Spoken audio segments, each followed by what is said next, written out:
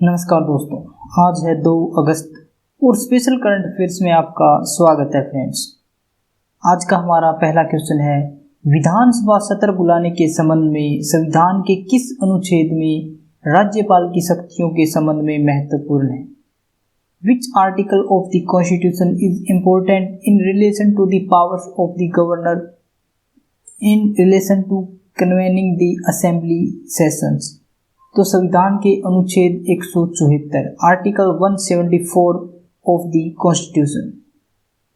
अनुच्छेद 163 अपने विवेकाधीन कार्यों के अलावा अन्य कार्यों को करने के लिए राज्यपाल को मुख्यमंत्री के नेतृत्व वाली मंत्रिपरिषद से सलाह लेनी होगी। अनुच्छेद 174 में राज्यपाल समय समय पर राज्य विधानमंडल या विधान परिषद के सदनों के अधिवेशन को आहूत करेगा, परंतु एक सत्र की अंतिम बैठक और आगामी सत्र की प्रथम बैठक के मध्य 6 माह से अधिक का अंतर नहीं होना चाहिए। राज्य में राष्ट्रपति शासन की सिफारिश करना राज्यपाल की कैसी शक्ति है? What is the power of the governor to recommend president's rule in the state? तो संवैधानिक विवेकाधिकार है ये, कॉन्स्टिट्यूशनल डिस्क्रिएशन। कहीं पर मेंशन नहीं किया हुआ है कि ऐसा ही करना है। राज्यपाल को यह संवैधानिक विवेकाधिकार मिला हुआ। राष्ट्रपति के विचारार्थ किसी विधेयक को आरक्षित करना, राज्य में राष्ट्रपति शासन की सिफारिश करना, पड़ोसी केंद्र शासित राज्यों के प्रशासक अतिरिक्त प्रभार की स्थिति में कार्य करते समय असम, मेघालय, त्रिपुरा और मिजोरम के राज्यपाल द्वारा खनिज उत्खनन की रॉयल्टी के रूप में जनजाति जिला परिषद को दी राशि का निर्धारण, राज्य के विधान परिषद एवं प्रशासनिक मामलों में मुख्यमंत्री से जानकारी प्राप्त करना, ये सभी राज्यपाल को संवैधानिक अधिकार मिले हुए। क्या राज्यपाल राष्ट्रपति की तरह परिस्थिति जन्य निर्णय ले सकता है? Can the governor take circumstantial decisions like the president? तो हाँ, राज्यपाल राज्य के अंदर के जो भी निर्णय है परिस्थिति जन्य निर्णय ले सकता है। विधानसभा चुनाव में किसी भी दल को पूर्ण बहुमत न मिलने की स्थिति में या कार्यकाल के दौरान मुख्यमंत्री की मृत्यु हो जाने एवं उसका निश्चित उत्तराधिकारी न होने पर मुख्यमंत्री की नियुक्ति के मामले में, राज्य विधानसभा में विश्वास मत हासिल न होने की स्थिति में, मंत्रिपरिषद की बर्खास्तगी के मामले में, मंत्रिपरिषद के अल्पमत में आने पर राज्य विधानसभा को विघटित करने के मामले में, तो ये सभी निर्णय ले सकता है राज्यपाल। गरुड़ शक्ति नाम से एक संयुक्त सैन्य अभ्यास का आयोजन किन 2 देशों के मध्य किया जाता है? A joint military exercise called Garud Shakti is organised between which country?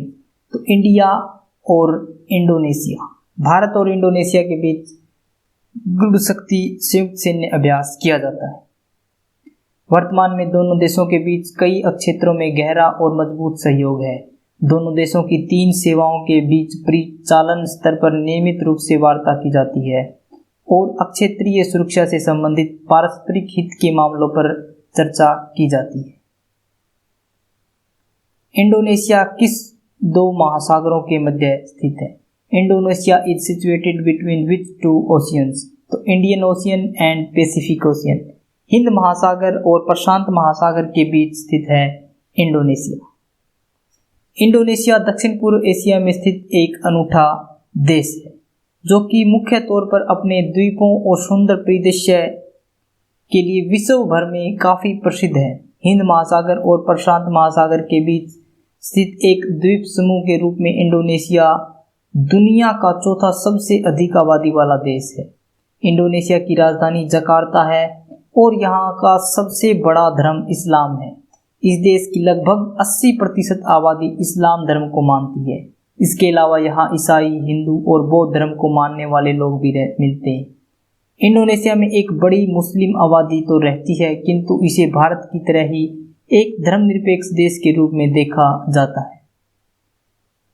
1,91,19,00,000 19,443 वर्ग किलोमीटर अक्षेत्र में फैले इस अक्षेत्र में इस देश में 2014 की जनगणना के अनुसार कुल 2,53,60,9,643 लोग निवास करते हैं। ये देख सकते हैं फ्रेंड्स आप, मलेशिया, सिंगापुर, फिलीपींस और ये इंडोनेशिया अलग अलग द्वीपों में फैला हुआ है। फ्रेंड्स अगर आपको banking, SBI clerk, SBI PO, IBPS banking, IBPS clerk किसी भी एग्जाम के लिए करंट अफेयर प्रिपेयर करनी है तो आप यहाँ से कर सकते हैं। अंतरिक्ष में हथियारों की तैनाती को लेकर बाहरी अंतरिक्ष संधि कब हुई थी?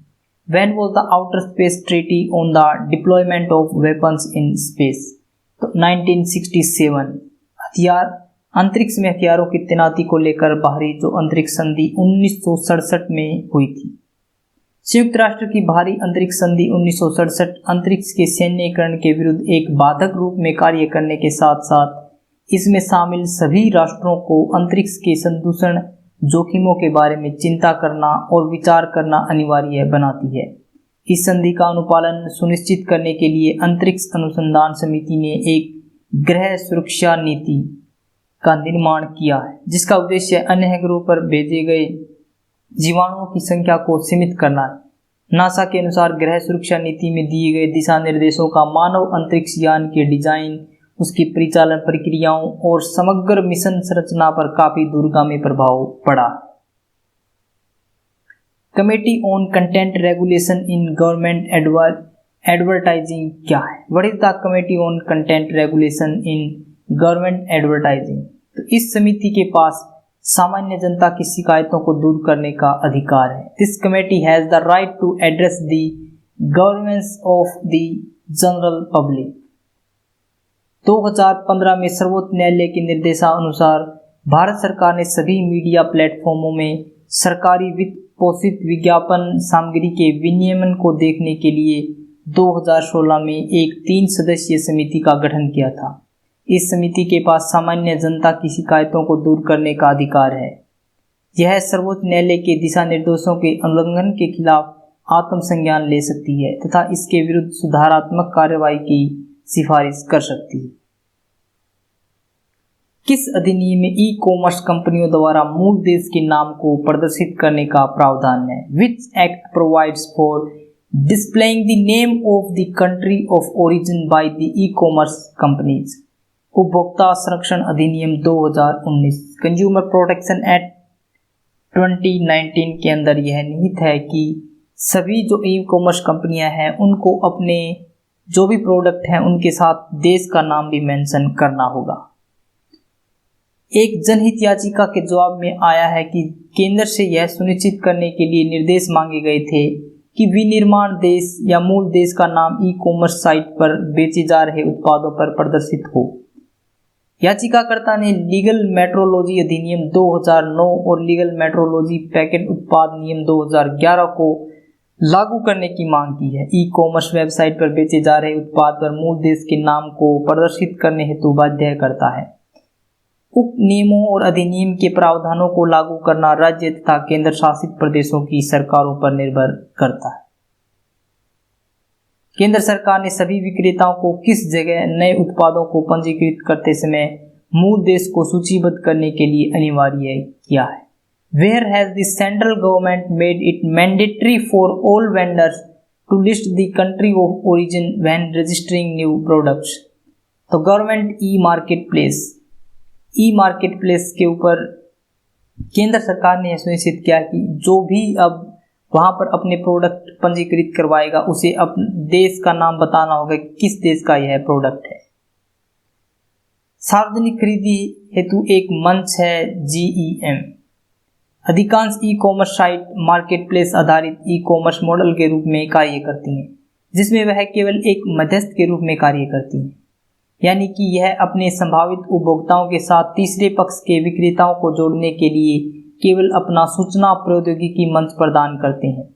ई कॉमर्स मॉडल का दूसरा रूप इन्वेंट्री आधारित है, जहां इकाइयां अपनी स्वयं की इन्वेंट्री से बिक्री के लिए वस्तुएं एवं सेवाएं प्रदान करती हैं। ई कॉमर्स संस्थाओं का कहना है कि उत्पादों के मूल देश से संबंधित आंकड़े उनकी प्रणाली व्यवस्था साइट पर उपलब्ध हैं, जिसे एक विक्रेता द्वारा नए उत्पाद सूची बनाते समय भरा जा सकता है। हालांकि ई कॉमर्स संस्थाओं ने इसे अनिवार्य नहीं किया है, क्योंकि कानून भारत निर्मित उत्पादों के संदर्भ में मूल देश को प्रदर्शित करने का आदेश नहीं देता है। लाइफ विज्ञान के प्रयोग जैसी है, जितनी बार नए प्रयोग करोगे पहले से उतने ही बेहतर सफल होंगे। फ्रेंड्स, एक तरीका अपनाते हैं हम अपनी सफलता पाने के लिए, लेकिन हम जो तरीका अपना रहे हैं क्या पता वह सही हो या ना हो। इसलिए जिस प्रकार से विज्ञान के अंदर एक्सपेरिमेंट पर एक्सपेरिमेंट करते हैं तब जाके सफलता मिलती है, उसी प्रकार हमें हमारे जीवन में सफलता प्राप्त करने के लिए अपने रास्ते बदलते रहना चाहिए। Question of the day friends, विधानसभा सत्र बुलाने से संबंधित कौन सा अनुच्छेद दिया गया है? तो अनुच्छेद 174, ऑप्शन बी अनुच्छेद 151, ऑप्शन सी अनुच्छेद 163 और ऑप्शन डी अनुच्छेद 151। तो किस अनुच्छेद में दिया गया है कि राज्यपाल विधानसभा सत्र बुलाने का संबंधित है? फ्रेंड्स, अगर आपको वीडियो अच्छी लगी तो इसे लाइक करें, शेयर करें और कमेंट करके हमें बताएं कि आपको यह वीडियो कैसी लगी। फ्रेंड्स, हमारे चैनल को सब्सक्राइब करें ताकि आपको नोटिफिकेशन मिलता रहे। आज के लिए इतना ही फ्रेंड्स। Thanks for watching.